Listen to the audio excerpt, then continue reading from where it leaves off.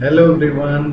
स्वागत है आप सभी लोगों का तानाजी आईएएस एकेडमी पे। मेरा नाम है तरुण तिवारी और जैसा कि हम लोग देख रहे हैं अपने नेक्स्ट लेक्चर में आ चुके हैं, जो कि हमारा लेक्चर चल रहा है अभी। जो सीरीज चल रही है वो एंशियंट इंडियन हिस्ट्री हम लोग कवर कर रहे हैं, जिनमें हम लोगों ने अभी तक देख लिया था स्टोन एज या लिथिक एज को हमने कवर कर लिया।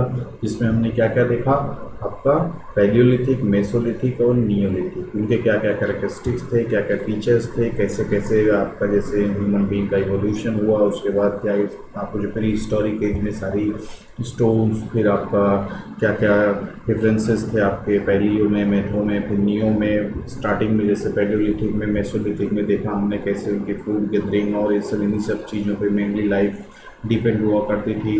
नियोलिथिक कल्चर में जब हम लोग गए तो एक तरीके से रिवोल्यूशनरी चेंज आया इन सब चीज़ों को, कैसे चेंजेस हुआ, पॉलिश बे के फॉर्म में उनके टूल्स वगैरह आ गए और डोमेस्टिकेशन स्टार्ट हो गया, कल्टीवेशन स्टार्ट हो गया। तो सब क्या हुआ, एक तरीके से रिवोल्यूशनरी चेंज आया, जो कि पहले हमारा क्या था, पैलियो एंड मेसो में ये चीज़ें देखने को नहीं मिली। नियो में हमें एक चीज़ देखने को मिली जिसमें पूरी तरीके से वो एक अर्बनाइज सोसाइटी में डेवलप हो गए, मतलब अपने आप को बसना स्टार्ट कर दिए। डोमेस्टिकेशन, कल्टीवेशन, आपके जो टूल्स वगैरह हुआ करते थे वॉलिस बे में आ गए, मतलब एक तरीके से फिर ड्वेलिंग्स रहना स्टार्ट कर दिए, घरों में मल्टिक्स के घरों में रहना स्टार्ट कर दिए। तो ये सब पूरी चेंजेज आई। सारी साइट्स के बारे में हमने देखा, कौन कौन सी इंपॉर्टेंट साइट्स थी। तो ये सब चीज़ देखने के बाद हमने पूरी तरीके से स्टोन एज आपका ख़त्म किया। अब हम जो आगे बढ़ने वाले हैं, अब आने वाले एक नए सिविलाइजेशन कहो या आप एक नए तरीके से ट्रांसफॉर्मेशन कहो, Chalcolithic period of India. Chalcolithic period में क्या क्या कैसे कैसे हुआ after the Neolithic, after the stone age. मतलब एक तरह से ट्रांसफॉर्मेशन है, transform in the sense shifting of the advancement कह सकते हैं। साथ सारी चीज़ें पहले एक तरीके से लिथिक का ही दिख रहे हो, देखो इसमें आपको दो चीज़ दिख रहा होगा, पहले लिथिक का ही हमें दिखाई देता था सारी चीज़ें। यहाँ देखो वहीं पैलियोलिथिक, मेसोलिथिक, यानी लिथिक मतलब कि आपका स्टोन, हर चीज़ स्टोन का। अब उसके पहले अब देखो एक नया चीज़ दिख रही है जो चालकोलिथिक सब जुड़ रहा है, यानी लिथिक के साथ कुछ और चीज़ जुड़ गई है, जो कि इसमें मतलब एडवांसमेंट की कुछ अच्छा ही चीज़ होगा। ये ट्रांसफॉर्म होगा एक कल्चर से दूसरे कल्चर की तरफ। तो क्या था, कैसे अब क्या क्या पहले से क्या क्या बदलाव आए, क्या क्या दिमाग खुला इंसान का, और कौन कौन सी चीज़ें नई चीज़ें जुड़ी। तो ये सब चीज़ें हम देखने वाले अपने चालकोलिथिक पीरियड ऑफ इंडिया में। तो बढ़ा जाए आगे, नई चीज़ की शुरुआत करते हैं। एकदम नई चीज़ें नहीं है, लिथिक तो साथ साथ में जुड़ा हुआ है, लेकिन उसके साथ एक नई चीज़ जुड़ी हुई है। तो नई चीज़ जुड़ी हुई है तो कुछ नई चीज़ लेके आएगी, थोड़ा हमारे विज्ञान में बढ़ोतरी करेगी। तो चलिए आगे बढ़ते हैं। और आगे बढ़ने से पता चला कि जो उसके पहले नियोलिथिक की बात हो रही थी, तो by the end of the neolithic period a full flash civilization was developed in the Indus and Saraswati valley. जो इंडस और सरस्वती वैली वाला जो रीजन था, वहाँ पे एक फुल फ्लैश सिविलाइजेशन का डेवलप हुआ। और in the northern part of the India, क्योंकि northern part of the India था आपका ये इंडस वैली और सरस्वती वैली, और ये नदर्न पार्ट जो आपका हुआ करता जैसे हमारा इंडिया के मैप, इसमें ये नदर्न पार्ट और आपका ये वाला पार्ट। तो इसमें एक तरीके क्या बोला कि full flash civilization, full flash in the sense कि सारी चीज़ें उसमें मौजूद रही होंगी, डोमेस्टिकेशन, कल्टीवेशन, आपका जो हंटिंग गैदरिंग, मतलब जो एक तरीके से पूरा एक ह्यूमन सिविलाइजेशन में सारी चीज़ें जब घटित होती हैं, सारी चीज़ें होती हैं, तो सारी चीज़ें उसमें फुल फ्लैश था। Overall economic activity, domestication, cultivation, सब सारी चीज़ें, मतलब जो एक कैरेक्टरिस्टिक्स होता है एक सिविलाइजेशन का, एक इकोनॉमी का, ये चीज़ डेवलप हुई कहाँ पे, इंडस एंड सरस्वती वैली के आसपास and northern part of India. ये completely different from the, this is completely different kind of culture. अलग तरीके जो आपका पैलियो, मेसो एंड नियो में हमने देखा, उससे पूरी तरीके से डिफरेंट कल्चर था। और उस कल्चर को क्या कहा गया, चालकोलिथिक कल्चर। चालकोलिथिक को चलिए हम लोग ज़रा देखें तो स्प्लिट करके क्या था, कैसे था। तो इसका मतलब तो पहले समझे, मतलब समझेंगे तो फिर सारी चीज़ों को आगे जानेंगे। तो जो चालकोलिथिक टर्म है ये कहाँ से आया, it is a combination of two words, दो वर्ड्स को मिला के ये चीज़ बना है चालकोलिथिक। एक है आपका चालको और दूसरा है लिथिक। वॉज डेराइव फ्रॉम, कहाँ से मिल के आया है ये ग्रीक वर्ड चालको। आपका चालकोलिथिक जो बना है ग्रीक के दो वर्ड से मिलके बना है, जिसको एक खालकोस और लिथोस कहते हैं। और खालकोस का मतलब क्या होता है, कॉपर, ठीक है ना। और लिथिक का मतलब तो पहले से आपको पता है, स्टोन। यानी चालको मतलब क्या हो गया आपका कॉपर, और दूसरा लिथिक का मतलब क्या हो गया स्टोन, यानी कॉपर स्टोन एज भी हम कहते हैं इसको। चाल्कोलिथिक को एक तरीके चाल्कोलिथिक, चाल्को मतलब कॉपर, लिथिक मतलब स्टोन, या कॉपर स्टोन क्या हो गया कॉपर स्टोन हो गया, जिसको हम कॉपर स्टोन भी कहते हैं, कॉपर स्टोन एज भी कहते हैं, चाल्कोलिथिक एज भी कहते हैं। मतलब ऑब्वियस सी बात है, उसका आप मतलब तो जस्ट समझ ही गए, समझ में आ गया ऐसी सारी चीज़ें। अब आगे देखते हैं, या देखो कॉपर स्टोन एज, यहाँ पर भी देखो या कॉपर एज के नाम से भी जाना जाता है। अगर आपसे कोई बोले मुझे कॉपर स्टेज कॉपर एज क्या था, तो जहाँ वही कॉपर स्टोन एज को ही कह रहे हैं। फिर कॉपर एंड स्टोन मिलके ही क्या बना हमारा कॉपर स्टोन एज बना है। They were contemporary the Harappan culture. Harappan culture के बारे में हम लोगों ने सुना ही होगा। तो ये हड़प्पन कल्चर के ही कंटेम्परेरी, उसी के ही पैरेलल ये इकोनॉमी, ये आपकी इकोनॉमी और सिविलाइजेशन जो पूरी डेवलप हो रही थी, तो उसी के बराबर ही डेवलप हो रही थी। हड़प्पन कल्चर भी आप आदमी उसका लोकेशन, हड़प्पन कल्चर का भी लोकेशन हमें पता है कि क्या है, ये हमारा नॉर्थ वेस्टर्न और नदर्न इंडिया ये सब वाला रीजन था, ये भी यही आसपास ही, ये भी साथ में चल रहे थे। तो सब एक तरीके से दोनों सिविलाइजेशन या दोनों कल्चर साथ में ही चल रहे थे, दोनों डेवलप कर रहे थे, फ्लरिश कर रहे थे। But some other were later Harappan age, उसके बाद भी सारी चीज़ें हुई, सारी चीज़ें एक एक करके देखेंगे क्या क्या चीज़ें। फिर इम्पॉर्टेंट चाल्कोलिथिक कल्चर्स। अब जैसे आपका ये जो चाल्कोलिथिक कल्चर था, तो इसमें जगह जगह के हिसाब से जगह जगह के डिफरेंट डिफरेंट कल्चर डेवलप हो रहे थे। डिफरेंट इन द थी ओवरऑल वो चाल्कोलिथिक कल्चर ही, यानी कॉपर स्टोन कल्चर ही था, सबके यहाँ कॉपर स्टोन का पूरा वो चल रहा था, सिस्टम चल रहा था। लेकिन सब होता नहीं है कि जैसे आपका पूरा एक शहर रहे, शहर बसा रहे, तो उस बड़ा सा शहर है तो उसमें छोटे छोटे कस्बे मान लो, या एक स्टेट है आपका, आप उस समय तो एक तरीके से स्टेट की तरह ही तो हुआ करता था इतना पूरा। आज का समय का एक तरह के आपका नॉर्थ इंडिया देख लो और नॉर्थ वेस्टर्न पूरा देख लो, तो कम से कम आएंगे 15-20 स्टेट्स टोटल आप देख लेंगे। तो एक तरीके से स्टेट ही थे पूरा। स्टेट में सोचो छोटे छोटे डिस्ट्रिक्ट्स होते हैं, डिस्ट्रिक्ट से मिलकर स्टेट बनता है। तो ये डिस्ट्रिक्ट का जैसे आज के समय अलग अलग नाम था, तो उसी तरह हम समझ सकते हैं कि उस अलग अलग डिस्ट्रिक्ट्स में अलग अलग तरीके के कल्चर आप देखोगे। थोड़ा थोड़ा क्या कहा जाता है कि हमारे देश में 60 किलोमीटर आप चले जाओ तो एक तरीके से नया कल्चर, नई भाषा बोली, सब चीज़ बदल जाती है। तो एक ही स्टेट में देखो कितनी सारे डिफरेंसेस हमें दिखाई देते हैं। तो वो पूरी चाल्कोलिथिक कल्चर में ही एक तरीके से आपके क्या थे, डिफरेंट डिफरेंट टाइप्स के कल्चर थे, जिनकी अलग अलग थोड़ा थोड़ा कैरेक्टरिस्टिक्स थी, थोड़ा थोड़ा रहना खाना पीना ये सब सारी चीज़ें थोड़ा थोड़ा डिफरेंट थे। फिर सब उसे चाल्कोलिथिक के पार्ट, लेकिन अलग उसमें भी जो आपके डिफरेंट डिफरेंट जो आपके टाउन्स में डिस्ट्रिक्ट्स में बसे हुए थे, उनका अलग ही थोड़ा थोड़ा रहना खाना पीना सोना सारी चीज़ें अलग तरीके से। तो डिफरेंट ये कल्चर आपके थे चाल्कोलिथिक के, जो कि कौन कौन से थे। आहार कल्चर, जो कि किस किस टाइम की पीरियड डेवलप हुआ, 2800 से लेकर 1500 के बीच, 2800 टू 1500 BC के बीच कौन सा कल्चर डेवलप हुआ, आहार कल्चर। फिर आया हमारा कायाथा कल्चर, ये 2400 से लेकर 700 BC, मालवा, सवल्डा, फिर जावरे, प्रभास, देन रामपुर। तो ये इनका टाइम पीरियड है, इनको आपको देखना होगा और जानना होगा और याद रखना होगा, क्योंकि मैथ द फॉलोइंग जब क्वेश्चन पूछ लेंगे तो कौन सा पहले आया कौन सा बाद में आया, out of these which is the ancient most, out of which is the recent most. तो ये सब सारी चीज़ें पूछते रहेंगे घुमा फिरा के। भाई आप चाहे जैसे घुमा फिरा के पूछो, हम सही जवाब बताएंगे, क्योंकि हम हर तरीके से सारे क्वेश्चंस को तैयार किए हैं, तो इसमें कोई दिक्कत की बात ही नहीं है। तो इसको थोड़ा फैक्ट है देखना पड़ेगा। अब हम एक एक कल्चर जो हमारे सामने ये दिखाई दे रहे हैं, 7-8 कितने हैं आपके 6-7 कल्चर दिखाई दे रहे हैं, इनके बारे में हम थोड़ा थोड़ा फैक्ट इकट्ठा करें, जानकारी इकट्ठा करेंगे। इनकी लोकेशन कहाँ थी, कहाँ पे थे, क्या क्या डिफरेंसेस थे कि जो अलग हैं सबसे, ये सब चीज़ें देखेंगे। ओके, चलिए आगे बढ़ते हैं। तो पहला हमारा जो था ये क्या था, आहर कल्चर। आहर बानस कल्चर इसको इसलिए कहते हैं कि बानस नदी जो आपकी है उसके आसपास से कल्चर डेवलप हुआ था, इसको इसलिए आहर बानस कल्चर कहते हैं। तथा यहाँ पे साफ से लिखा भी है, द साइट्स ऑफ आहर बानस culture were Ahar, Balathal and Gilund in the vicinity of Banas river in Rajasthan. Vicinity मतलब कि उसके आसपास जो किनारे बसे हुए आपके जो बानस रिवर थी राजस्थान में, उसके पास में बसी हुई आपके जो किनारे, मतलब जो आपकी नदी बह रही, जो शहर के आगे से बात है, सब जो टाउन्स और जो सिटीज़ बसे हैं एंशियंट मूव्स में, तो इस नदियों के किनारे बसते थे, क्योंकि उनको पूरा क्या रहे कि सिंचाई हो गया, पानी पानी पीना हो गया, इरिगेशन हो गया, नेविगेशन हो गया, तो ये सब सारी एक्टिविटी नदियों के किनारे ही होती थी। इसलिए देखो कि दुनिया की कोई भी सिविलाइजेशन हुई या दुनिया का कोई भी शहर हुआ, चाहे हमारा देखो यूपी के कोई भी शहर उठा लो, कानपुर उठा लो, इलाहाबाद उठा लो, दिल्ली उठा लो, कुछ भी उठा लो, तो आप नदियों के किनारे ही सब बसे हैं, किसी किसी नदी के किनारे। तो यही होता था इसका रीज़न, ठीक है ना।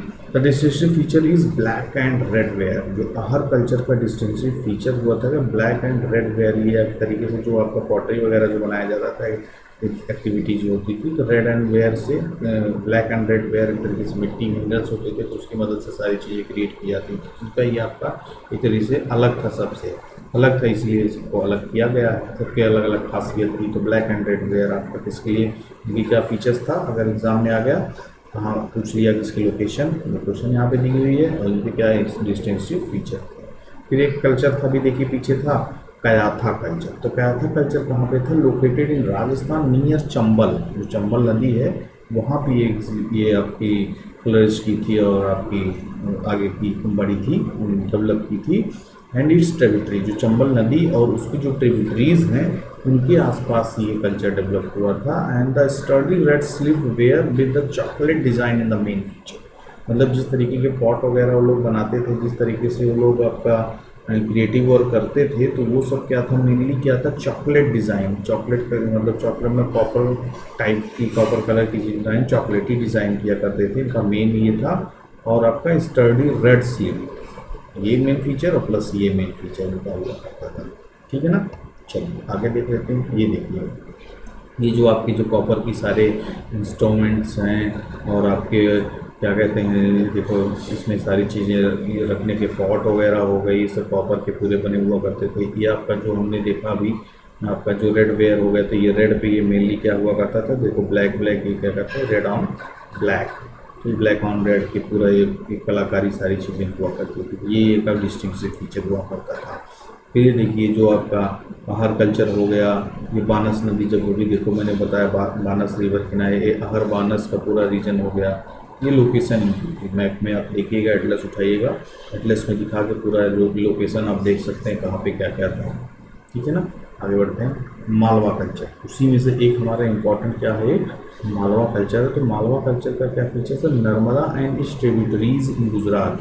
तो जो इसकी लोकेशन है क्या है, नर्मदा नदी जो है उसके आसपास की, उसकी जो सहायक नदियां हैं उनके आसपास ये कल्चर डेवलप हुआ था। And one of the largest chalcolithic settlement, exam में अगर आगे क्वेश्चन पूछ the out of which is the one of the largest Chalcolithic culture कौन था, तो आपका मालवा, ठीक है ना। मालवा आपका सबसे बड़े कल्चर में से एक था। बाकी ये सब छोटे छोटे दिख रहे हैं, सब छोटे जगहों पे रहेंगे। मालवा का पूरी तरीके से एक वाइड स्प्रेड फॉर्म में रहा होगा। ये आपका एक तरीके से लार्जेस्ट सेटलमेंट था। Largest site of the Chalcolithic period is Daimabad. Daimabad कहाँ पे स्थित है आपका, याद रखिएगा, महाराष्ट्र में, ठीक है ना। तो Daimabad situated on the left bank of the Pravara river. Pravara river के कहाँ पे है, ये लेफ्ट बैंक पे सिचुएटेड है। दैमाबाद आपका हड़प्पन कल्चर भी पढ़ेंगे तब भी आपका आएगा, यहाँ पे the southern most point of the Harappan culture, Daimabad in Maharashtra. 4 हैं आपका, कमेंट बॉक्स में लिख के बताइएगा। आपका साउथ में ये है, तो वेस्ट में क्या है, मांडा। मांडा तो नाम आधा गया मैंने बोल ही दिया, तो ये आपका मांडा सबसे आपका यहाँ आपका नॉर्थ में है। अच्छा चलिए आपका वेस्ट ईस्ट का बताइएगा, वेस्ट और ईस्ट का बताइएगा, बाकी मैंने आपका नॉर्थ का बता दिया और साउथ का बता दिया। कमेंट बॉक्स में लिखना कि eastern most site of the Harappan culture and the western most site of the Harappan culture. चलिए आगे बढ़ते हैं। तो ये Daimabad situated on the left bank of the Pravara river. Major sites of the Malwa culture क्या क्या है आपके, दैमाबाद, इमामगांव, कयाथा, नगड़ा एंड विदिशा, ईरान, मंदसौर। ये नाम याद रखना जरूरी है क्योंकि कुछ में out of this is not from the Malwa culture, तो ध्यान में रखना ही होगा सारी चीज़ों को। Near Maheshwar, a massive fortification wall and moat have been discovered at Eran. Eran जो ये जगह है यहाँ पे क्या फाउंड किया गया है कि फोर्टिफिकेशन वॉल और मोट मतलब गड्ढा, ठीक है ना। तो गड्ढा टाइप गड्ढेला को पूरा गहरा चीज़, ये चीज़ 2 चीज़ जिस यहाँ पे क्या की गई आपकी डिस्कवर की गई, आपके एग्जीबिशन वगैरह में मिला था। फिर उसके बाद आया मालवा के बाद सेवेल्डा कल्चर। तो तो सवेल्डा कल्चर कहाँ पे है? ये धुलवा डिस्ट्रिक्ट ऑफ महाराष्ट्र, ये महाराष्ट्र में ही है। धुलवा डिस्ट्रिक्ट, मालवा भी हमारा देखो वहीं पे था, सवेल्डा भी वहीं पे था, ठीक है ना। इसका बस हमें जगह याद रखना है, जिसके बारे में इससे और ज़्यादा चीज़ें नहीं होंगी, इसलिए हमें इसकी लोकेशन ही जानकारी रखनी होगी।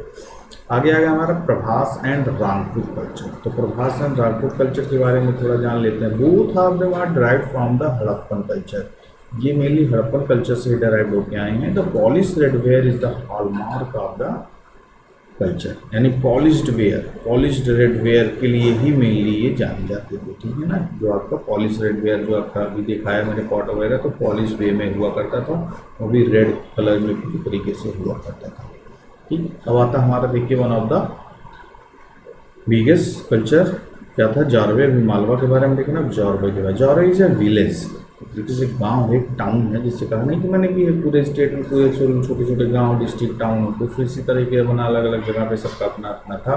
तो Jorwe is a village and an archaeological site located on the bank of the Godavari river. जैसे आपका अभी मालवा था, इस रिवर किनारे था नर्मदा, फिर यहाँ पे क्या हो गया आपका जारवे। ये सब ध्यान में रखिए, कौन किस नदी किनारे हैं, एग्जाम में पूछेगा पूरा एकदम, फिर बाद में फिर आप कहोगे सर ने डिस्कस किया था लेकिन मैंने रिवाइज नहीं किया इसलिए नहीं हो पाया, तो आपको पूरा याद रखना पड़ेगा। तो ये गोदावरी नदी के किनारे हैं, Ahmednagar district of the Maharashtra. दोनों ये भी महाराष्ट्र में, देखो सर सारी का साइट्स आपको यहीं पे मिल रही महाराष्ट्र, यानी समझ लो कि स्टेट्स में डिफरेंट डिस्ट्रिक्ट डिफरेंट छोटे छोटे जगहों पे ये कल्चर डेवलप हुए थे। This site was first excavated in 1951 under the direction of, ये आ गए हसमुख धीराजल संकलिया एंड शांतारामन बालचंद्र देव। नाम याद रखना पड़ेगा, पूछ लेगा तो पूरा आपको एलिमिनेट करना पड़ेगा अपने इंटेलिजेंसी के आधार पे। तो इन्हीं के द्वारा एक्सकवेट किया गया था, जैसे हड़प्पन और हड़प्पन कल्चर के लिए जाना जाता है। मोहनजोदड़ो हड़प्पन के आप दयाराम साहनी, आर डी बनर्जी साहब हो गए, तो भाई सबके लिए सब अपना अपना अलग काम अपने अपने जगहों किए। तो 1950-51 में इन्होंने इसको एक्सकवेट किया था, हसमुख धीराजल संकलिया एंड शांताराम बालचंद्र इनका नाम याद रखना।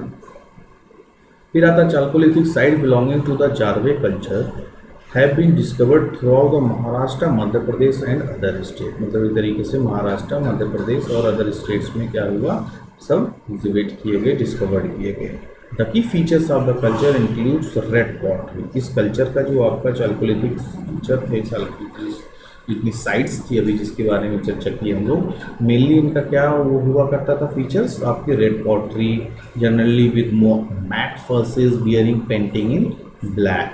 मैट सरफेस मतलब क्या, मतलब एक चमकीला, मतलब जो सरफेस हो गया, जो प्लस्तर गांव में देखो करा देते हैं लोग, उस तरीके से ब्लैक कलर से हो जाया करता था। तो ये इनका एक तरीके से की फीचर्स हुआ करता था। आगे बढ़ें, ना चीज़ हो समझ में आ गई होगी। अब देखते हैं कॉमन फीचर्स क्या था इस कल्चर का, एक एक चीज़ें जानेंगे, थोड़ा और एक्सप्लेनेशन करके देखेंगे जो पिछले पीछे हम लोगों ने देखा। तो the people of the chalcolithic culture had used unique painted earthware, earthenware usually black on red, ठीक है ना। जो भी दिखाया था इसके पहले आपको लोग, आपको ये देखिए ब्लैक ऑन रेड, दिस ये ब्लैक ऑन रेड दिख रहा है ना, एक तरीके से यही इनका एक तरीके से डिस्टिंक्टिव फीचर्स हुआ करता था। चलिए स्लाइड पे पहुंचते हैं। यूजुअली ब्लैक ऑन रेड, तो ये इनका एक फीचर हो गया। They use specialise blade and flag industry of the siliceous material like chalcedony and chert, मतलब ये मटेरियल से बना करता था, ज़्यादा फेमस था। However, the use of copper and bronze tool also evidence on the limited scale, ठीक है ना। कॉपर और ब्रॉन्ज क्या हुआ करते थे, इनका यूज़ क्या होता था, लिमिटेड स्केल पर हुआ करता था। The economy was largely based on subsistence agriculture। subsistence agriculture मतलब क्या, मतलब एक तरीके से सरप्लस नहीं हुआ करता था, मतलब इतना ही ये लोग एग्रीकल्चर एक्टिविटी करते थे कि जितना बनाओ, जितना उगाओ, उतना खा पी लो, खा पी के थोड़ा बहुत बच जाए तो नेक्स्ट ईयर उसको फिर से हम क्या करेंगे, सीड्स के रूप में उपयोग कर लेंगे। मतलब एक सरप्लस इकोनॉमी नहीं हुआ करती थी कि बच जाए या कॉमर्शियल वे में हो जाए, कितना पैदा करेंगे हम बेच दें या कंटेम्प्रेरी सिविलाइजेशन जो थी उनके यहाँ पहुँचा दें, ऐसा कुछ नहीं हुआ करता था। सब्सिस्टेंस हुआ करती, दो तरीके की इकोनॉमी होती है ना, सब्सिस्टेंस इकोनॉमी और एक होती है सरप्लस इकोनॉमी। तो सरप्लस इकोनॉमी क्या होती है, जैसे आपकी हड़प्पन कल्चर सरप्लस इकोनॉमी हुआ करती थी। कैसे इसका पता चला, क्योंकि उस समय क्या हुआ करता था, ग्रेनरी वगैरह हुआ करता था, तो सरप्लस इकोनॉमी हुआ करती। ग्रेनरी कब यूज़ करोगे आपको बड़े बड़े वो क्या कहते हैं आप ग्रेन्स को इकट्ठा करने के लिए सारी चीज़ें कब करोगे, जब आपके पास सरप्लस होगा। खाने पीने के लिए रहेगी तो थोड़ी चीज़ें रहेंगी तो कैसे करोगे, ये सारी चीज़ें हैं जिसका सबूत मिला था। तो ये क्या थी, सब्सिस्टेंस इकोनॉमी थी हमारी चालकोलिथिक। एग्जाम में पूछ सकता है आपको कि रकम कल्चर वाजा, सरप्लस इकोनॉमी और चालकोलिथिक पीरियड वाजा, सब्सिस्टेंस इकोनॉमी, तो ध्यान में रखना होगा सारी चीज़ों के बारे में। फिर उसके बाद इनका subsistence agriculture, stock raising, hunting and fishing, ये सब इनकी क्या हुआ करती थी एक्टिविटी। हंटिंग वगैरह भी करते थे, फिशिंग करते थे, दूर दूर तक चले जाते थे फिशिंग करना, हंटिंग करना, फिर लौट के आते थे, चर्चा करते थे अपनी सारी चीज़ें। Painted pottery is the most distinguishing features of the chalcolithic culture. इनकी जो पेंटेड पॉटरी थी इसके लिए बड़े फेमस थी, मतलब पॉलिश वे में करना, फिर रेड ऑन ब्लैक, सारी चीज़ें ब्लैक ऑन रेड, इसके लिए बड़ा फेमस थे, अच्छा कलाकारी करते थे। तो इनके कल्चर की मेन क्या थी, ये कैरेक्टरिस्टिक्स थे। आगे देखते हैं कैथा कल्चर के बारे में क्या और जानकारी मिली है। Kaytha culture is distinguished by a study red slip about ware painted with design of chocolate colour, red painted buff ware and in comb ware wearing in size pattern. जैसे सारी चीज़ों को भी हमने एक बार पीछे देखा भी था कि रेड स्लिप वेयर हुआ करती थी और डिज़ाइन क्या क्या किस कलर का हुआ करता था, चॉकलेट कलर का हुआ करता था। रेड पेंटेड बफ वेयर हुआ करते थे, और वेयर मतलब एक बादामी कलर का कलर लगाया करते थे उस पर। And comb ware wearing in size pattern, ये इनका एक में वो थी खासियत। आहर के बारे में ही हमने देखा थोड़ा, और यहाँ पे देखते हैं यहाँ के लोग कहते हुआ करते थे आहर people made a unique black and red ware decorated with the white design. तो इनके ये फीचर्स हुआ करते थे, कैथा के ये फीचर्स हुआ करते थे। और Prabhas and Rangpur wares both were derived from Harappan culture and are called lustrous red ware because of their glossy surface, मतलब एक तरीके से चमकीली सरफेस जो हुआ करता था उसका रेड वेयर का, इसके लिए ये लोग फेमस थे। Malwa ware is slightly coarse in fabrics, मतलब एक तरीके से खुर्दीला हुआ करता था जो उनका फैब्रिक हुआ करता था, but has a thick buff surface over which design was made either in red और ब्लैक। ठीक है ना, जो उनका सरफेस हुआ करता था बफ सरफेस बादामी कलर में, which design were made either red और ब्लैक, रेड से हुआ करता था ब्लैक से। आगे देखते हैं Jorwe ware is painted black on red, ठीक है ना, ब्लैक ऑन रेड, इनका ये मेन डिफरेंस फीचर था। And has a matt surface treated with a wash, ये इस चीज़ के लिए जाने जाते थे जॉर्वे वाले। फिर उसके बाद क्या आगे सामने हमारे सामने दिख रहा है, well known pottery form used in this culture, मतलब किस किस तरीके की ये पॉटरी का जो फॉर्म हुआ करता था, मतलब होता नहीं है टाइप आपका फॉर्म, मतलब किस किस तरीके से किस किस फ्लेवर में किस किस मतलब डिफरेंट टाइप्स टेक्निक्स डिस्टिंग्विश क्या क्या कैसे कैसे हुआ करते थे। तो क्या क्या करते थे, dishes on stand, spouted bases, steam cups, आपका ये pedestal bowls, big storage jars, spouted basins and bowls. तो 30 होगा क्या थे इनके, किस फॉर्म में हुआ करते थे, अलग डिफरेंट टाइप्स के। तो ये थी इनकी मेन टाइप्स, मतलब out of which is not from the different forms of the क्या कहते हैं चालकोलिथिक कल्चर। तो ये सब चीज़ आपको ध्यान में रखना होगा, ये हम उसको एलिमिनेट कर लें।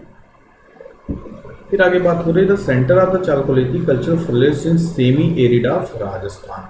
तो इसका जो मेन लोकेशन मेन वो बताया जा रहा है, कहाँ कर रहा है, semi arid region of Rajasthan, Madhya Pradesh, Gujarat and Maharashtra. ये आपका क्या हुआ करता था, centres of the chalcolithic culture, main centres हुआ करते थे जहाँ पे ये सिविलाइजेशन जो आपकी हुई फ्लोरिश्ड हुई राजस्थान के रीजन में, जहाँ पे सेमी एरिड वाला रीजन है, मध्य प्रदेश, गुजरात एंड महाराष्ट्र, ये आपका मेन रीजन है। फिर the settlement of the Kayatha culture पर mostly located in Chambal river and its tributaries. Chambal नदी है और उसकी ट्रिब्यूटरीज जो सहायक नदियाँ हैं उसके आसपास ये आपका कैथा कल्चर डेवलप हुआ। They were only a few in number and relatively small in size and the biggest may not be over 2 hectare, नहीं 2 हेक्टेयर से ज़्यादा नहीं, मतलब समझ सकते हैं ना 2 हेक्टेयर मतलब कितना हो गया, ज़्यादा डिफरेंसेस नहीं हुआ करता था, छोटे लेवल पे ही ये सब सिविलाइजेशन डेवलप होती है। उसके बाद सेटलमेंट ऑफ आहर culture were larger in comparison of कैथा culture. कैथा culture देखो नॉट मोर देन 2 हेक्टेयर, तो इससे ज़्यादा कम से कम 4 से 10 हेक्टेयर में आपका रहा होगा। आहर culture one of the biggest culture में से एक था, ये जो हमने 7 कल्चर्स देखे थे चालकोलिथिक। फिर क्या करा, exhibition reveal that they use to stones, ये स्टोन यूज करते थे, मड ब्रिक्स यूज किया करते थे, and mud of the construction of the houses, ठीक है ना, जो आपके मड हाउसेस हुआ करते थे, ऊपर झोपड़ी अपना बना के फिर मड की पूरी दीवार वगैरह बना के, एंड अदर स्ट्रक्चर्स, ठीक है ना, कंस्ट्रक्शन जो हुआ करता था मड के, मड ब्रिक्स के हुआ करता था, फिर स्टोन्स यूज करते थे, mud bricks of construction of the house, ये सब सारी चीज़ मिला के अपना हम आपका हाउस का कंस्ट्रक्ट करते थे। Balathal settlement was a fortified settlement, जो बालाथल सेटलमेंट एक हम लोगों ने पीछे देखा क्या था, ये एक तरीके से फोर्टिफिकेशन हुआ करता था, फोर्टिफाइड सेटलमेंट्स, ठीक है। तो these were the distinctive features of the different culture which were developed at the time of chalcolithic culture. चलिए आगे देखते हैं। The settlement of Malwa culture are mostly located on the Narmada and its tributaries, ठीक है ना, नर्मदा एंड ट्रिब्यूटरीज की अभी पीछे भी बात हुई थी, उसी का एक तरीके से आपका रिवीजन या सारी चीज़ें फिर से एक तरीके से एक्सटेंडल फॉर्म है। The three best known settlement of Malwa culture are the Navdatoli, Eran and Nagda, ये तीन उसके मालवा कल्चर के आपके इम्पोर्टेंट वो थे, सेटलमेंट्स थे। Navdatoli was one of the largest chalcolithic settlement in the country, ध्यान में रखिएगा, वन ऑफ द लार्जेस्ट ये भी था Navdatoli. It was spread in almost 10 hectare, सोचो कि अभी जो 2 हेक्टेयर वगैरह में हुआ करते थे आपका कैथा वगैरह, ये ऑलमोस्ट 10 हेक्टेयर में हुआ करता था। Some of this size were fortified, Eran had a fortification wall with a moat, ठीक है ना, ईरान जो था आपका क्या था, फोर्टिफिकेशन वॉल हुआ करता था, मोड गड्ढे हुआ करते थे। Nagda has a bastion of the mud bricks. आगे देखते हैं। Very few not more than half dozen settlements of Prabhas culture, ठीक है ना, लगभग आधा डजन 6-7 सेटलमेंट्स देखने को। The settlement of the Rampur culture are located mostly of Ghelo and Kalubhar rivers in Gujarat, Gujarat में आपकी 2 नदियां हैं, घेलो एंड कुलभर, यहाँ पे ये चीज़ें इस कल्चर को, ये कल्चर लोकेटेड था, बाकी आगे चल के पता चला। फिर कुछ सेटलमेंट्स आए हैं, मोर देन 200 सेटलमेंट्स, अरे वाह, यहाँ पे कोई रिकॉर्ड फूटा। More than 200 settlements of Jorwe culture are known, greater number of the settlements are found in Maharashtra, जो जारवा कल्चर था ऑब्वियस बात वहीं पे आपका डेवलप भी हुआ था, तो मोर देन 200 सेटलमेंट्स देखिए यहाँ पर मिला। The best known settlement of Jorwe culture are, उस 200 में से भी सबसे ज़्यादा कौन से वेल नोन थे, प्रकाश, तैमाबाद के बारे में हमने सुना ही था, ईमान गाँव, और तैमाबाद जो था was the largest one that measure almost 20 hectare, यानी जो तैमाबाद का फैला हुआ सेटलमेंट था वो लगभग 20 हेक्टेयर में था, फिर वन ऑफ द लार्जेस्ट, ठीक है ना, पूछ सकते हैं तैमाबाद वगैरह कौन सा लार्जेस्ट था जारवा में, कैसे क्या, बस रिवाइज करना ज़्यादा से ज़्यादा तो हमारी अच्छी तैयार रहेगी, चाहे जो पूछे किस भी तरीके से, MCQ के फॉर्म में पूछ लो, चाहे लिखवा लो 3 पन्ने 4 पन्ने में, सब कर देंगे जो अच्छे तरीके से हमें पता रहेगा।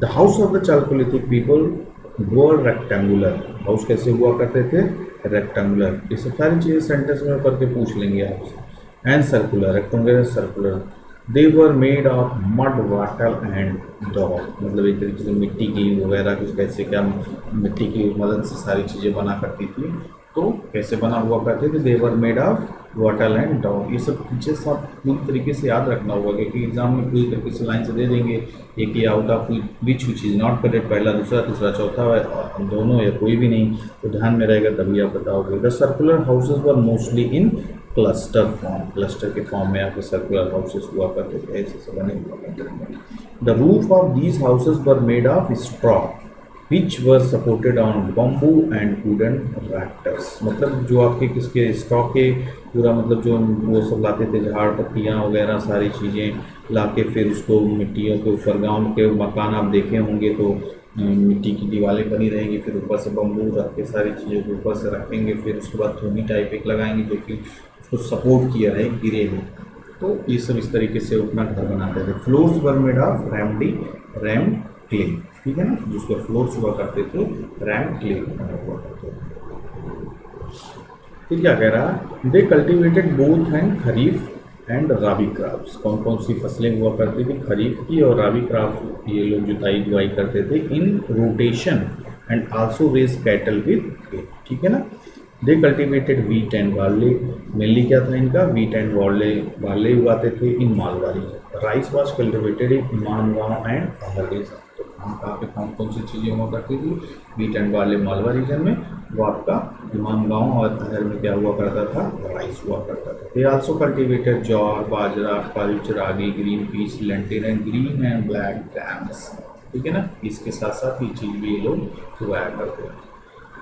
फिर आगे देखते हैं, largely chalcolithic culture flourished in the black cotton soil zone. आज भी देखते हैं महाराष्ट्र में सबसे ज़्यादा ब्लैक कॉटन वगैरह, कॉटन के लिए ही फेमस है आपकी जो ब्लैक सॉइल हुआ करती है। उस समय भी तो रही होगी तो कि नहीं, तो मेनली ये क्या हुआ करता था, ब्लैक कॉटन सॉइल जोन माना जाता था। This reflects the ecological adaptation by the chalcolithic people in developing a system of dry farming dependent on moisture retentive soil based upon then available technology, knowledge and means. यानी उस समय उनके पास जो जो सारी चीज़ें उपलब्ध रहा करती थी, टेक्नोलॉजी मतलब सारी चीज़ें, नॉलेज, मीन्स कैसे क्या क्या करना है, उनकी मदद से वो अपना क्या क्या करते थे, एक्टिवेशन वगैरह किया करते थे। ओके, चलिए अब चालकुलेटिव कल्चर का हम लोग क्या देखने वाले हैं, ट्रेड एंड कॉमर्स। मतलब कैसे कैसे वो लोग ट्रेडिंग करते थे, कैसे आपकी commerce activity, commerce in the sense की सामान का एक्सपोर्ट इम्पोर्ट, सारी चीज़ें कैसे, मतलब डिफरेंट जो देखा, जैसे भी पीछे चर्चा हुई कि हड़प्पन कल्चर भी उनकी कंटेम्परेरी सिविलाइजेशन डेवलप हो रही थी, तो उनके साथ वो कैसे क्या क्या सारी चीज़ों का लेन देन कर रहे थे, तो ये सब सारी चीज़ें हम लोग देखने वाले हैं। ऑब्वियस बात, कोई सिंपल सिविलाइजेशन है, दुनिया की कोई भी कंट्री ऐसा हो ही नहीं सकती कि वो सारी चीज़ें उसके पास हों, तो ऑब्वियस सी बात है ट्रेड एंड कॉमर्स ये सब सारी चीज़ें तो होंगी। एक एक चीज़ करके देखते हैं बिहार इनका क्या क्या था। तो जो चालकोलिथिक कम्युनिटीज़ हुआ करती थी, traded and exchange material with other contemporary communities. अभी देखो बात नहीं किया, काम ही नहीं चल सकता इनका अकेले, तो इससे हम लोग भी अकेले कुछ ना कुछ ज़रूरत पड़ती पड़ोसियों से ले लेते हैं, दे लेते हैं। ऐसा तो है नहीं कि एकदम पूरी तरीके से 100% डिपेंडेंट रहें, तो वही हाल रहता है कि आप सारी चीज़ें नहीं कर सकते, तो पड़ोसियों से भी, आपके जो पड़ोसी कंटेम्परेरी सिविलाइजेशन, तो इससे भी आपको लेन देन स्थापित करना पड़ेगा इफ़ यू आर सर्वाइव, अच्छे तरीके से आगे बढ़ना चाहते हैं। तो यहाँ पर भी वही चीज़ था, trade and exchange material with other contemporary communities. Large settlement serve as the major centres of trade and exchange.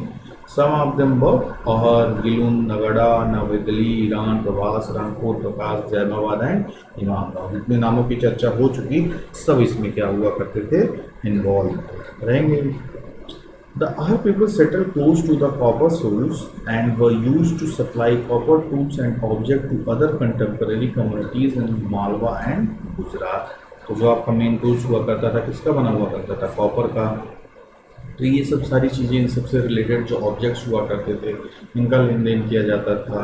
इसके बदले वाटर सिस्टम के थ्रू आप कॉपर टूल्स ले लो, उनमें कुछ सामान दे दो। तो आज के समय में जो आपके एक्सपोर्ट इंपोर्ट होते हैं, कृषि में यूएस से, चाइना है सबसे जो संबंध स्थापित किए हैं, तो वो हमें कुछ देगा तो हम उसे कुछ देंगे, तो एक तरीके से एग्रीमेंट होता है। तो उस समय भी सारी चीज़ें उसी फॉर्म में ही रहती थी। Identical marks embedded on the most of the copper access found in Malwa, Jarve, Prabhas, culture and the mice indicate that it may be trademark of the Smith who made।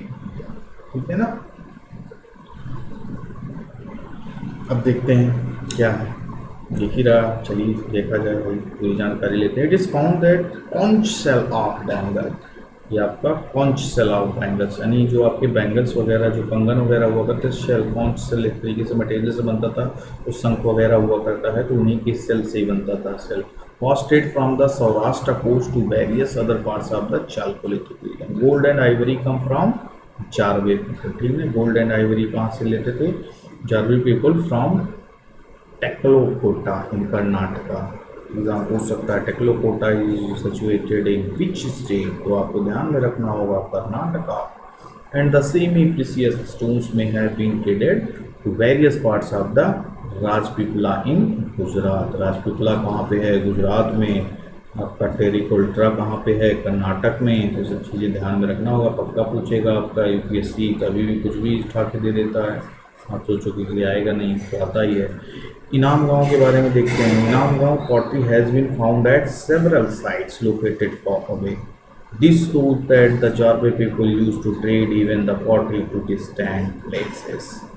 Wheeled bullock मतलब आपका जो bullock मतलब bullock cart हुआ करता था, गांव वगैरह में देखते होंगे कि आगे बैल रहते थे, पीछे आपके व्हील लगे हुआ करते थे, बुलक कार्ट हुआ करता, उस पर सामान वगैरह लेके चलते थे।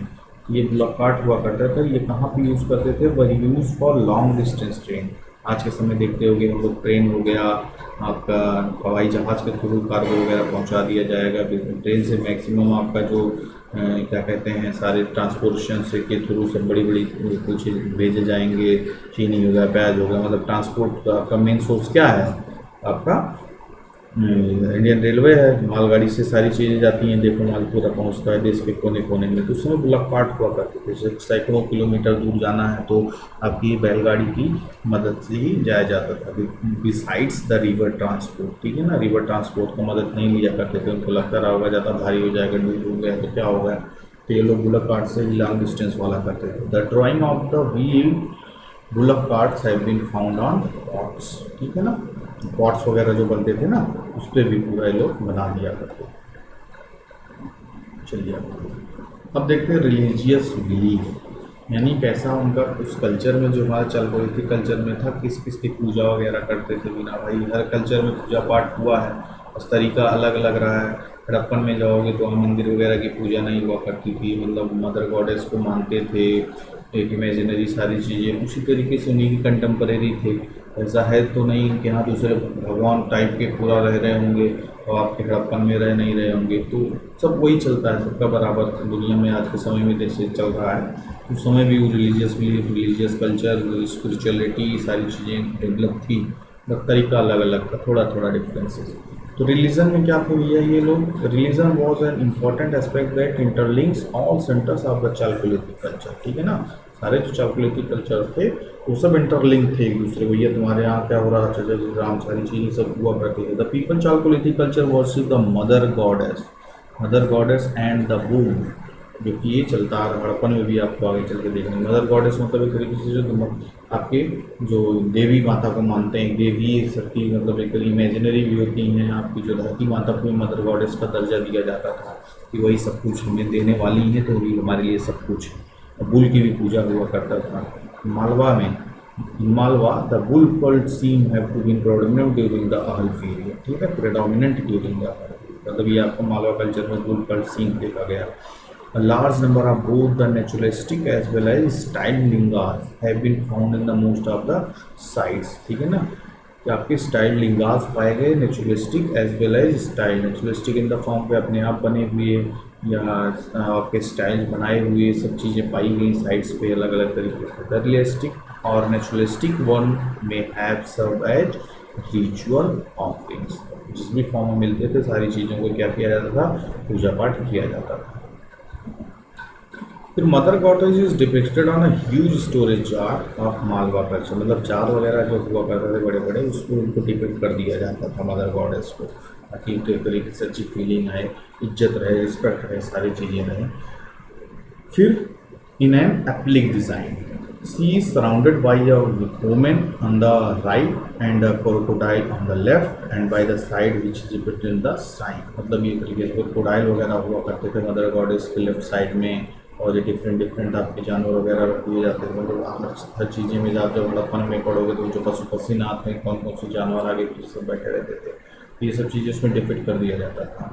इन a painted design on a pot at deity shown with dishevelled hair recalling the Rudra of the later period, ठीक है ना, बाद में रुद्र मानेंगे। Painted on a jar found from Daimabad portrayed deity surrounded by animals and bird, ठीक है ना, जो दैमाबाद में जो आपको पाया गया है, तो जो डाइटी देवता हैं तो उनके सराउंडेड बाई एनिमल्स, मतलब उनके चारों तरफ क्या है, जानवर हैं और पक्षियाँ, such as tiger and peacock. Tiger और पीकॉक देख लेना, एग्जाम में दे देगा कौन से जानवर थे, शेर थे, कोई और था तो आप मार दो, याद रखना tiger and peacock. It's similar with the Shiva Pashupati की तरह रहे होंगे। जब आप उसमें जाओगे देखोगे, हड़प्पन में देखोगे, पूरा सींग हुआ करती थी, बैठे रहते थे, आसपास जानवर हुआ करते थे, जो कि Shivapati Pashupati that was found depicted in the seal of Mohenjodaro. तो मोहनजोदाड़ो में जो सील वगैरह मिली थी उसमें शिवा पशुपति हुआ करते थे, तो उनके भी आगे पीछे जानवर और बर्ड्स आपके सब हुआ करते थे, तो उन्हीं की तरह एक तरीके से मिलता जुलता है।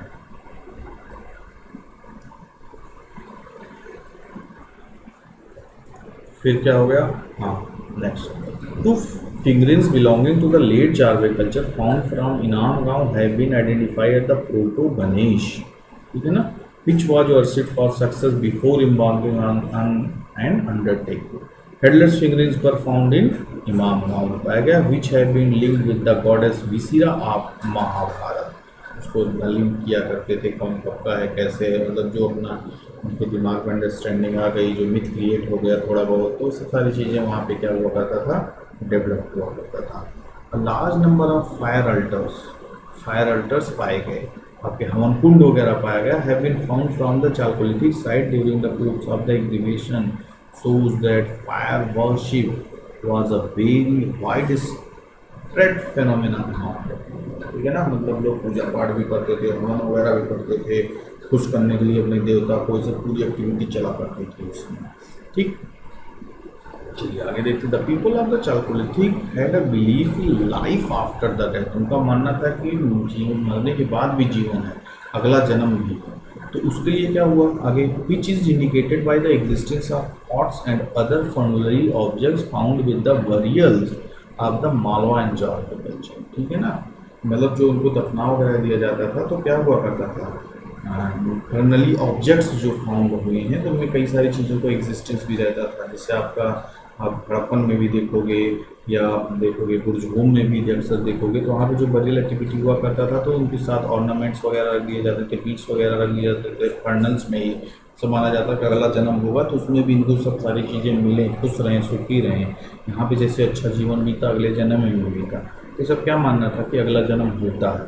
तो मारवा एंड जारवा कल्चर के लोग को भी ये मान्यताएँ थी। और Chalcolithic culture grown during the इस पीरियड में 3000 टू 200 BC। इसी तरह देखिए इसी को माना जाता है जो आपका 2500 से लेके 1500 के बीच है, 3000 से लेके 1500 के बीच आपका ये भी माना जाता है 1750 तक में क्या हड़प्पन कल्चर। तो देखो मिलता जुलता है ना, इसलिए इसको कंटेम्परेरी सिविलाइजेशन बोलते हैं। Exhibition shows this large number of settlements like Kaitha, Prabhas, Ahar, Balathal, Prakash and Nevasa were deserted due to the declining rainfall, which made it hard for the agriculture communities to sustain। तो ये सब सारी चीज़ें आई सामने, जिसकी वजह से क्या हो गया, ज़्यादा दिक्कतों का सामना करना। दे वर ऑक्युपाइड आफ्टर 4 to 6 centuries। ठीक है ना, चलिए अब टेक्नोलॉजी के बारे में थोड़ा देख लेते हैं, कैसे कैसे टेक्नोलॉजी टूल्स का इम्प्लीमेंटेशन का कैसे बनना, सारी चीज़ों का ये सब हम देखेंगे टेक्नोलॉजी में। तो the chalcolithic people were farmers, ये मेनली क्या हुआ करते थे, किसान हुआ करते थे। तो they were farmers, they had made considerable progress in ceramic as well as metal technology. मतलब कॉपर की जो टेक्नोलॉजी से कई सारी चीज़ें, सेरामिक आपका जो क्या कहते हैं मिट्टियों से बने सारे बर्तन हुआ करते थे सेरामिक से, कॉपर को सारी चीज़ों का ये लोग मदद से सारी चीज़ बनाते थे। दे यूज पेंटेड पॉटरी, जिसके लिए फेमस ही हैं ये लोग, which was well made and well fired in a clay. तो इन्होंने भट्टी, it was fire at a temperature between 500 to 700 degree. सोच लो 700 डिग्री तक भट्टी में पूरा एकदम आग लगा के पूरा सारी चीज़ बनाते वगैरह रहे होंगे मेटल्स का। मेटल टूल्स पर mostly made up of copper age, इसलिए इसको कहा भी जाता है। तो कॉपर की खोज हुई थी, उस समय आयरन वगैरह भी आए नहीं है। ऑब्टेन फ्रॉम छतरी माइंस इन राजस्थान, आज भी देखते हैं कॉपर के सबसे बड़ी खाने कहाँ पे हैं, छतरी में ही पाई जाती हैं। तो छतरी माइन से ही कॉपर वगैरह आता था। Some of commonly use tools were axes, scissors, bangles, beads and hooks. इस सब आपके अदर टूल्स हुआ करते थे। Gold ornaments were found only in the Jorwe culture. Golds के ऑर्नामेंट्स सिर्फ और सिर्फ कहाँ पे मिले हैं, जारवे कल्चर में। एक्सक्लूसिव जानकारी है तो इसको ध्यान में रखिएगा, एग्जाम में पूछ सकते हैं। विच वॉज एक्सट्रीमली रेयर चीज़ें हैं तो आपके एग्जाम के लिए एक्सक्लूसिव होती हैं, क्योंकि इनकी एग्जामिनर की नज़र ऐसी चीज़ों पे होती हैं जो एक्सक्लूसिव है, जो साल भर के जो करंट अफेयर भी रहे होंगे इस साल जो रहते हैं, तो जो एकदम एक्सक्लूसिव घटना घटी रहती है उन्हीं को उनकी नज़र रहती है, हम लोग उतना ध्यान देते हैं नहीं, इसलिए फंस जाते हैं। And ear ornaments has been found from Prabhas culture. आपके कानों में पहनने वाले ऑर्नामेंट्स कहाँ से पाए गए हैं, प्रभास कल्चर। फिर होता crucibles and pairs of tongue of copper found at इमाम गांव, illustrate the working of the goldsmith। मतलब एक तरीके से आपके जो गोल्ड स्मिथ ने बनाया सारी चीज़ें सुनार ने, तो कैसे एक तरीके से अच्छा illustrate the working, ठीक है ना. Chalcedony drills were used, the prophetic beads of the semi-precious stone. Lime was prepared out of concrete that was used for painting house and lining the storage bins and various other things. So, जो lime मतलब जो चूना वगैरह होता है, देखो चूना वगैरह आज भी हम लोग दीवारों पे गाँव वगैरह में पुतवा दिया जाता है, सारी चीज़ें, ये सब चीज़ें वो लोग भी हाउसेस को क्या करते थे, पेंटिंग वगैरह में करने के काम आते थे. कॉपर फूड कल्चर, फूड मतलब इकट्ठा करना, ढेर सारी चीज़ें हैं. तो कॉपर से बनी हुई कई सारी चीज़ें, कैसे क्या क्या कल्चर डेवलप हुआ, इसके बारे में देखते हैं. The copper हार्पून्स, harpoon boss, harpoon मतलब भाले की तरह होता है, ठीक है ना. कॉपर मतलब मारने वगैरह का काम आता था, कॉपर का बनता था, उसको बना के उसमें डंडा लगा के पूरा भाला बनाते थे. वॉज डिस्कवर्ड फ्रॉम बीठूर, बीठूर से डिस्कवर किया गया कॉपर हार्पून्स. कहाँ पे है, बिठूर, कानपुर डिस्ट्रिक्ट इन 1822, ठीक है ना. कॉपर हार्पून्स कहाँ से डिस्कवर किया गया, Bithur in Kanpur district. Since then nearly 1000 copper objects have been found from almost 90 localities in the various part of India, ठीक है ना. Mostly the copper objects have been found in woods, यानी piles, therefore they known as copper ores, ठीक है ना. The largest reservoir was found from Dungaria इन मध्य प्रदेश. ज़्यादा से ज़्यादा कहाँ पे लार्जेस्ट रिजर्व कहाँ पाया गया था कॉपर ओर्स का, आपके डूंगरिया मध्य प्रदेश में. It comprise 424 pieces of copper object and 102 thin sheets of silver. The main object were various kind of shells, harpoons, antennas, swords and rings and anthropomorphs, ठीक है ना. ये आपके क्या क्या थे, मेन इनके ऑब्जेक्ट्स हुआ करते थे. चलिए आगे देखते हैं. फिर हार्पून्स के बारे में क्या है, तो the harpoons, antenna, swords and anthropomorphs, anthropomorphs were confined to Uttar Pradesh, ठीक है ना. Whereas various kind of shells, rings and other objects are found from diverse geographical area of Rajasthan, Gujarat, Madhya Pradesh, Bihar, Odisha and West Bengal और महाराष्ट्र. ये इसकी location की ध्यान में रखिएगा. The scientific analysis of these copper objects shows that they were generally made of pure copper, although very insignificant quantities of alloys have been used in some and they were made in open for close mark. इस तरीके से सारी चीज़ें हैं आपके सामने, अच्छे तरीके से देख लीजिएगा और समझ लीजिएगा क्या क्या कैसे कैसे चीज़ें थी, कैसे कैसे कब आया, कहाँ पे लोकेशन है, कौन कौन सी चीज़ें हैं, किस किस फॉर्म में ऑब्जेक्ट्स हुआ करते थे, किस किस जगहों पे ज़्यादा आपके क्या क्या साइट्स मिली हैं और कहाँ पे रिजर्व वगैरह मिले हैं, ठीक है. इससे मध्य प्रदेश, कानपुर देखिए बिठूर के में आपका हार्पून्स मिला है, ऐसी चीज़ें हमें जानना होगा. The Chhatri copper mines and hilly regions of Almora district in Uttaranchal, अब उत्तरांचल क्या हो गया है, Uttarakhand were considered to be the source of the metal for these copper ores, ठीक है ना. तो दिक्कत, चलिए आगे बढ़ते हैं. फिर क्या आया, copper would consist of weapons, tools and the object of worship, मतलब हथियार वगैरह, टूल्स यूज करने के लिए डेली एक्टिविटीज एंड पूजा पाठ के, वर्शिप के, ये सब चीज़ कॉपर वुड्स में कंसिस्ट हुआ करते थे, रहते थे. The harpoons and the antenna swords were used as weapons, while various kinds of shells and axes may have been used as tools. Bar shells seem to have been used for mining ores. मतलब ये different जो आपके tools हो गए, different swords मतलब तलवार वगैरह जितनी चीज़ हो गई, इनको हथियार के रूप में यूज़ करते थे. फिर ये सब आपके जो सेल्स वगैरह, एक्सेस वगैरह हो गए, इनको टूल्स के रूप में यूज़ करते थे. फिर ये आपके जो सेल्स हो गए, इनको किसके यूज़ में हो गया था, खुदाई वगैरह, माइनिंग वगैरह के यूज़ करते थे. तो डिफरेंट टूल्स और डिफरेंट वेपन्स को डिफरेंट पर्पज से यूज़ किया जाता था. And anthropomorphs were possibly the object of worship के लिए भी यूज़ करते थे. They were weighting coin a few kilo, लगभग किलो भर का होता था. And measuring up to 45 centimetre length and 43 centimetre की चौड़ाई हुआ करती थी. Tiny anthropomorphs of size of 4 to 10 centimetre worship at the Shani देवता, गॉड शनि ऑल ओवर नदर इंडिया, ठीक है ना. चलिए आगे बढ़ते हैं. अब आता हमारा ओसीपी कल्चर. ये ओसीपी कल्चर क्या था भैया, तो ज़्यादा कुछ नहीं है, भी पता चल जाएगा ओसीपी कल्चर आपके बारे में क्या. तो the culture flourished in upper Gangetic plains which is uniquely identified by the use of pottery with a bright red sleeve and painted in black. ये इसका अलग फीचर्स था, bright red sleeve and painted in black. This is known as ochre coloured pottery culture या OCP culture. ये इसका आपका क्या था कैरेक्टरिस्टिक्स, पेंटेड इन ब्लैक और ब्राइट रेड स्लीव, और सिंपली क्या कहते हैं इसको OCP culture. It has been found during the course of exhibition in the region that site yielding the pottery have suffered from extensive floods and suggested by many scholars that entire upper Gangetic plains was for some length of time submerged under water. फिर आगे देखते हैं, the people of OCP culture used copper tools and cultivated rice, barley, gram and खसें. जो आपका OCP culture के लोग हुआ करते थे, कैसा टूल्स यूज करते थे, कॉपर का और cultivated rice, barley, gram and खसें. ठीक है ना. आगे देखते हैं, बस ज़्यादा देर नहीं रहेंगे, जल्दी से फिनिश करने की कोशिश करते हैं. चालू कर ली थी, खिंच गया थोड़ा लंबा, लेकिन इसके बारे में पूरा फुल फ्रेश हमें पढ़ना ही था. ईच एंड एवरीथिंग, मैंने क्लास शुरू होने से पहले क्या था, हर एक टॉपिक को ईच एंड एवरी टॉपिक से ईच एंड एवरीथिंग हम डिस्कस करेंगे, ताकि किसी भी तरीके का क्वेश्चन आए तो हमें ये ना करना पड़े कि अरे यार ये कहाँ से आ गया, ये कैसे देख लिया.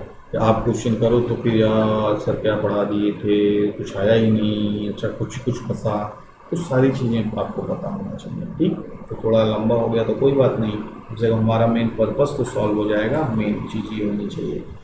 चलिए आगे देखते हैं. The OCP culture. OCP culture have many shaped identical with the Harappan ware. ठीक है ना. एक तरीके से OCP कल्चर जो था आइडेंटिकल, उससे मिलता जुलता आपका हड़प्पन कल्चर था. In the exhibition at Saipai. Saipai का भैया कहाँ है लोकेशन, आपका एटा डिस्ट्रिक्ट यूपी में है. एटा वहाँ पे है Saipai. Copper hoard of silver found along with the OCP deposits. देखते हैं one of the second most last point.